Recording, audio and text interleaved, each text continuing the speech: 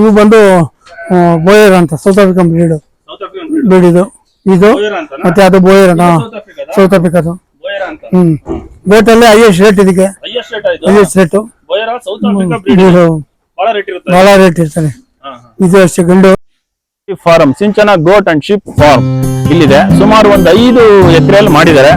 600 ಇಂದ 700 ಕುರಿಗಳಿದೆ. ಇಲ್ಲಿ Dorper, Ram bullet ಮತ್ತೆ ಇನ್ನಿತರ ತಳಿಗಳಿದೆ. ಅಂದ್ರೆ ಸೌತ್ ಆಫ್ರಿಕಾದಿದೆ, ಅದೇ ಜಮ್ಮು ಕಾಶ್ಮೀರ ತಳಿ ಇದೆ, ನಮ್ಮ ಇಂಡಿಯಾ ತಳಿಗಳು ಇದೆ. ಇಲ್ಲಿ ಬಹಳಷ್ಟು ತಳಿಗಳು ಕೂಡ ಈ ಕುರಿಗಳು ಸಾಕಾಣಿಕೆ ಮಾಡಿದ್ದಾರೆ. ಸುಮಾರು 18-20 ವರ್ಷದಿಂದ ಇದನ್ನ ಮಾಡಿದ್ದಾರೆ. ಸುಮಾರು ನೋಡ್ಬೋದು ಒಂದು 5 ಎಕರೆಯಲ್ಲಿ ಮಾಡಿದ್ದಾರೆ. 600 ಇಂದ 700 ಕುರಿಗಳಿದೆ ಬಂಧುಗಳೇ.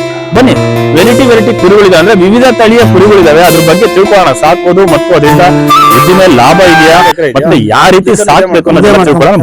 18 ವರ್ಷ 5 ಎಕರೆಯಲ್ಲಿ 1 ಎಕರೆ ಫಾರಂ ಹೋಗುತ್ತೆ. 10